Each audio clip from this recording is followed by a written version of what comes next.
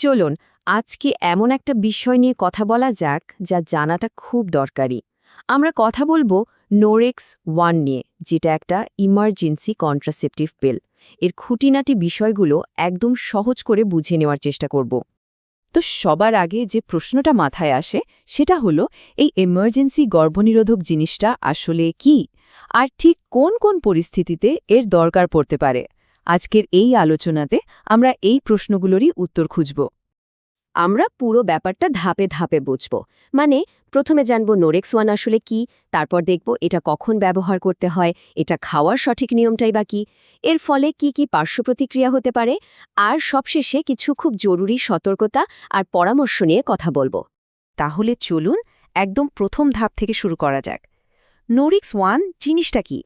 দেখুন, সহজ কথায় বলতে গেলে ইমার্জেন্সি গর্ভনিরোধক হল একটা ব্যাকআপ প্ল্যান।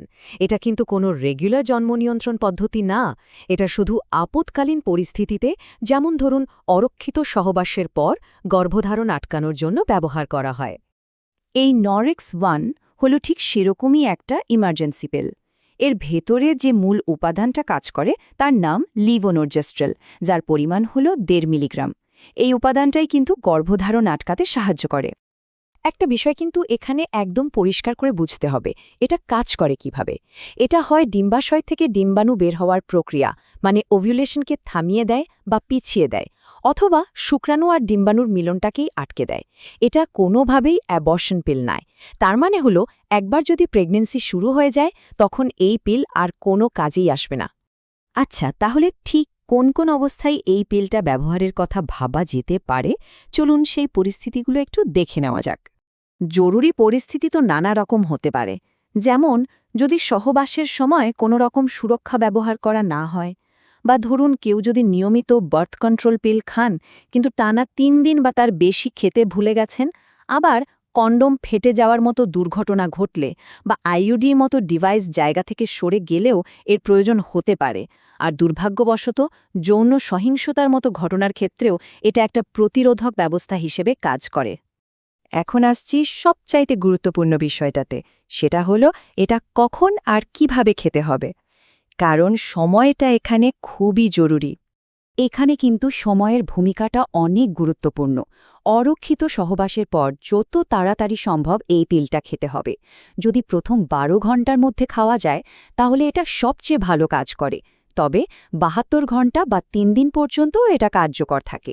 কিন্তু একটা কথা মাথায় রাখতে হবে, সময়ে যত গড়াবে এর কার্যকারিতাও কিন্তু তত কমতে থাকবে। আর ডোজ, সে তো আরও সোজা, জাস্ট একটা ট্যাবলেট। প্রসেসটা খুবই সহজ। 1.5 মিলিগ্রামের একটা ট্যাবলেট 1 গ্লাস পানি দিয়ে গিলে ফেলতে হবে। ব্যাস, হয়ে গেল। এখানে একটা ছোট্ট কিন্তু জরুরি বিষয় একটু বলে রাখি।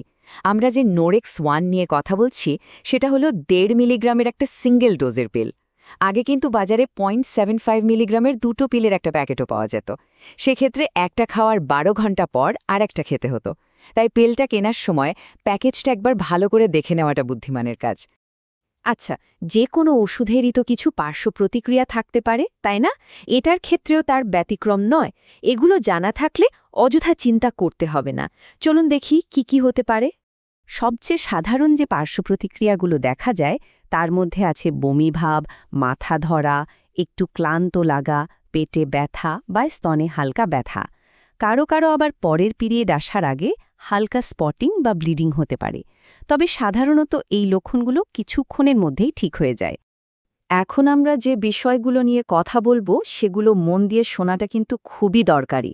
কারণ এই পিল ব্যবহারের ক্ষেত্রে কিছু সতর্কতা মানা আর সঠিক তথ্য জানাটা অত্যন্ত জরুরি। এই কথাটা একদম আর মাথার মধ্যে গেঁথে নিতে হবে। এটা শুধু আর শুধুমাত্র এমার্জেন্সির জন্য। এর মধ্যে থাকা হরমোনের ডোজ অনেক বেশি থাকে, তাই এটাতে কখনোই নিয়মিত জন্ম নিয়ন্ত্রণ পিল হিসেবে ব্যবহার করা উচিত নয়। এটা শরীরের জন্য ভালো না। আর একটা বিষয়ও পরিষ্কার থাকা দরকার। এই পিলটা শুধুমাত্র গর্ভধারণ আটকায়। এটা কিন্তু এইচআইভি বা এইডস বা অন্য কোনো যৌনরোগ বা এসটিআই থেকে কোনোভাবেই সুরক্ষা দেয় না। সেই সুরক্ষার জন্য কন্ডোম ব্যবহার করাটা আবশ্যক। এখানে একটা খুবই প্র্যাকটিক্যাল কিন্তু জরুরি টিপস আছে।